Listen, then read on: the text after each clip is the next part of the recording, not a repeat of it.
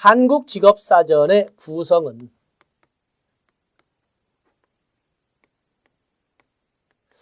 직무 분석을 통해서 얻은 자료를 직무 분석을 기초로 해서 이루어지는데, 여기에는 직업 코드,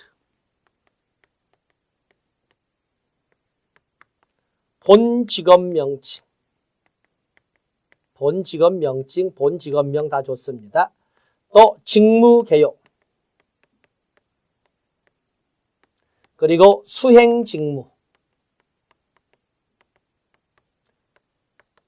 그리고 부가 직업 정보,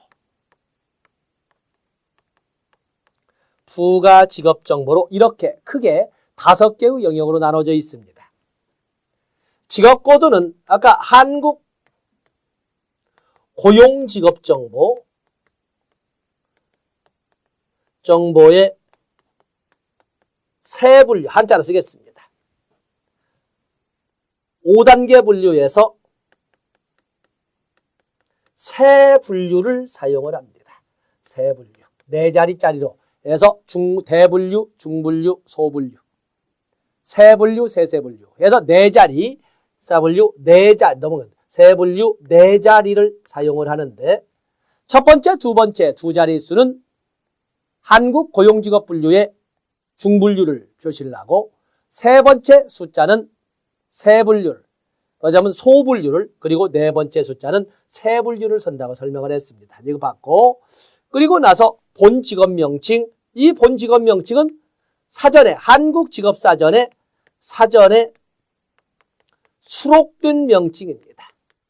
수록된 명칭. 그냥 일반적으로 알려진 것이 아니라 수록된 명칭. 그리고 수행직무가 나와 있는데, 수행직무 기술에 대해서, 수행직무를 기술할 적에는 기술 기법을 가지고 출제한다고 그랬죠. 수행직무를 기술할 적에는 항상 현재형으로 간결하게 추상적 어구는 배제하면서 이렇게 기술한다고 그랬습니다.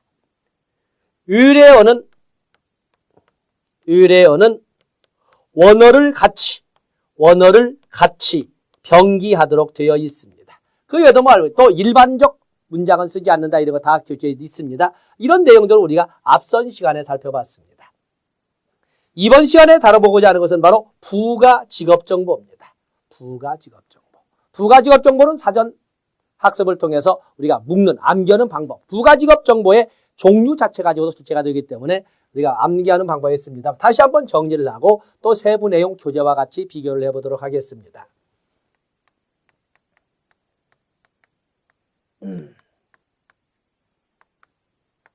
부가 직업 정보는 13개의 세부항으로 되어 있는데,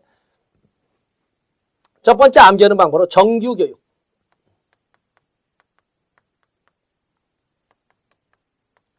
숙련기간. 당연히 정규교육이나 숙련기간에 따라서 다루는 직무기능도 달라지겠죠. 직무기능. 이렇게 세 가지를 하나로 묶자고 했습니다. 정규교육, 숙련기간, 그리고 직무기능을. 또 그런가 하면은 작업 강도. 작업의 강도는 어느 정도인지, 또 이에 따른 육체 활동은 어느 정도를 필요로 하는지, 자, 이것을 하나로 묶는다고 그랬지. 작업 강도, 육체 활동. 또 그런가 하면은 작업 장소. 작업 장소가 실내인지 실외인지, 작업 장소, 그리고 작업 환경. 작업 환경이 그냥 본다면 참 좋은지 열악한지. 자, 이것을 이렇게 하나로 묶어본다고 그랬습니다.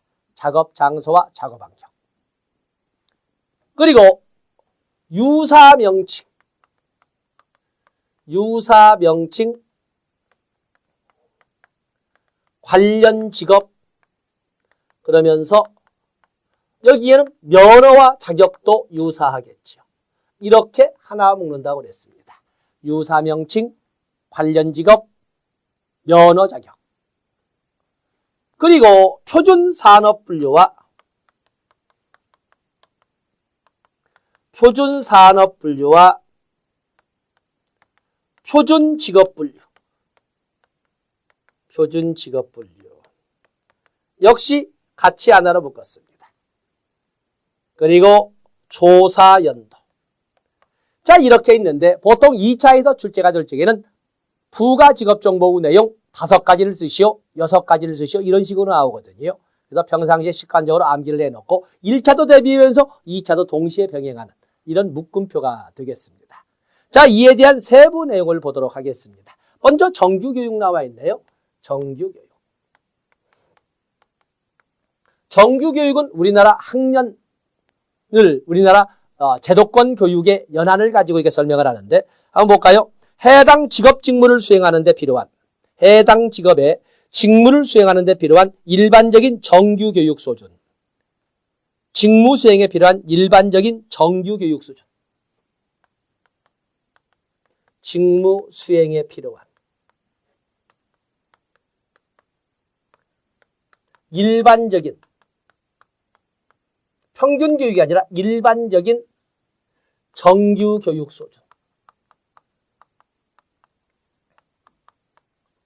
수준을 말하는 것으로 이것은 평균 학력을 말하는 것이 아니라는 거죠. 직무를 수행하는 데 필요한 평균 학력의 의미는 아니고 그냥 그 직무를 수행하는 데 필요한 어느 정도 학력이 필요한가를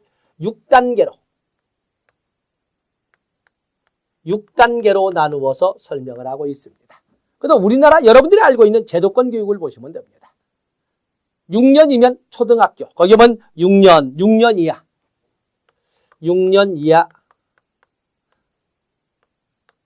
6년 초과 9년 이하,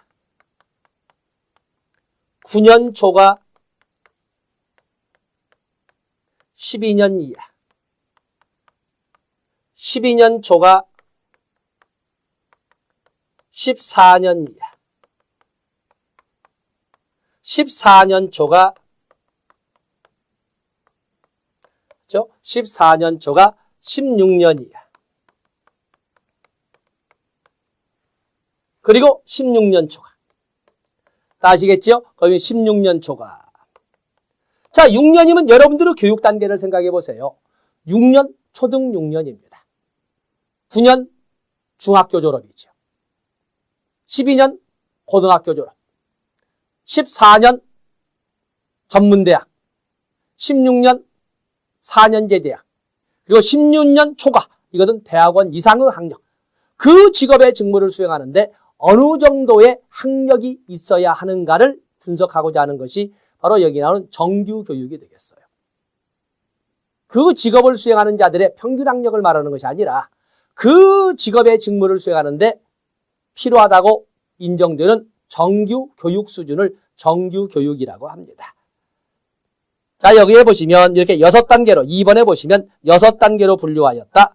독학이나 검정고시 등을 통해 정규교육 과정을 이수하였다고 판단되는 기간도 포함된다. 그렇죠?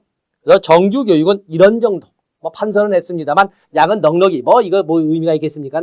넉넉히 했으면 오해는 하지 마셔라. 종사자의 평균 학력을 의미하는 것이 아니라 그 직무를 수행하는 데 필요하다고 여겨지는 교육 수준을 의미한다는 것을 알아주시면 되겠어요. 그 다음에 정규교육을 넘어서 나오는 것이 바로 숙련기간이죠. 출제가 되는 것은 숙련기간이 출제가 될 거예요. 숙련기간. 그 숙련기간의 개념을 보세요. 어떤 업무를 수행하는데 어떤 직무를 평균적으로 수행하는데 어떤 직무를 평균적 수준으로 수행하는데 필요한 교육이나 훈련 등의 기간, 필요한 교육이나 훈련이나 숙련기간. 어떤 직무를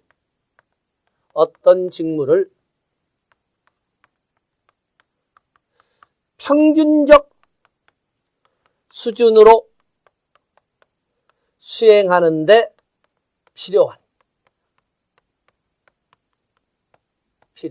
평균적 수준으로 수행하는데 필요한 교육이나